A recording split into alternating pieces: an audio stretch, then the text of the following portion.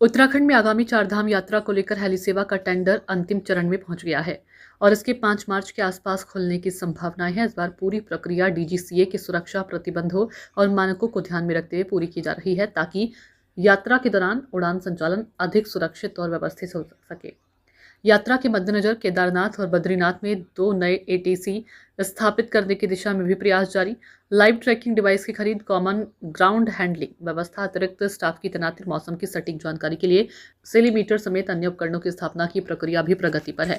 पिछली यात्रा के दौरान सुरक्षा कारणों में कटौती की गई थी, जिसे ध्यान में रखते हुए इस बार भी संचालन की रणनीति तैयार की जा रही है। उत्तराखंड नागरिक उड्डयन विकास प्राधिकरण के सीईओ आशीष चौहान ने बताया कि चारधाम हेली सेवा का टेंडर फाइनल स्टेज में है और 5 मार्च के आसपास ओपन होने की उम्मीद है। डीजीसीए के सुरक्षा मानकों के अनुरूप टेंडर को वेट कराया गया है ताकि बेहतर और सुरक्षित फ्लाइंग सुनिश्चित हो सके। उन्होंने कहा कि केदारनाथ और बद्रीनाथ में नए एटीसी स्थापित करने, लाइव ट्रैकिंग डिवाइस लगाने, ग्राउंड हैंडलिंग को सुदृढ़ करने और मौसम संबंधी उपकरणों की स्थापना की दिशा में कार्य चल रहा है। उन्होंने बताया कि पिछली बार की तरह इस बार भी airport authority of India, DGC और मौसम विभाग के अधिकारियों को यात्रा अवधि में तैनात किया जाएगा। शटल सेवा और मौसम की लगातार मॉनिटरिंग की जाएगी तथा खराब मौसम में उड़ानों को प्रतिबंधित किया जाएगा। डीजीसीए द्वारा शटल संख्या में करीब 30% की कटौती के कारण किराए पिछले सेकंड फेज के समान या थोड़ा अधिक स्तर पर रहने की संभावना है। चारधाम यात्रा की जो हमारा टेंडर है वो अपना फाइनल स्टेज में और 5 मार्च के आसपास ओपन होने की संभावना है। और इसमें जो डीजीसीए के रेस्ट्रिक्शंस थे उन्हीं को फॉलो करते हुए हम लोगों ने उसको सिक्योरिटी एस्पेक्ट पे वेट भी करवाया डीजीसीए से।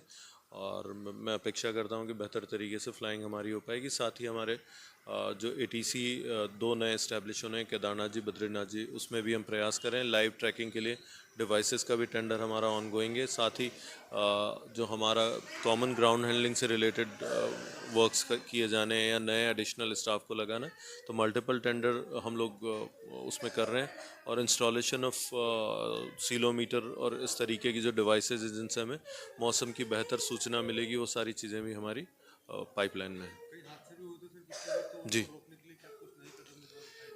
हाँ, तो जैसा हादसों को लेकर पिछली बार के सेकंड फेज़ में ही हम लोगों ने एयरपोर्ट अथॉरिटी ऑफ इंडिया या डीजीसीए की जो मदद ली थी और आईएमडी की, मौसम विभाग की, तो वो सेम लाइन पे उन सारे ऑफिसर्स को वापस यहाँ पे डिप्लॉय किया जाएगा चारधाम यात्रा के दौरान। और शटल को लगातार मॉनिटर किया जाएगा, मौसम को भी मॉनिटर किया जाएगा और बैड वेदर कंडीशंस में फ्लाइंग को रेस्ट्रिक्ट किया जाएगा।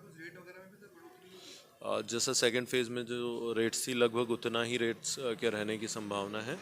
क्योंकि डीजीसीए ने हमारी शटल्स का नंबर जो रेस्ट्रिक्ट किया था 30%, तो उसके अकॉर्डिंगली वायबिलिटी के कारण जो रेट्स हैं वो थोड़ा सा हायर साइड पे रहेंगी जो सेकंड फेज़ में थी।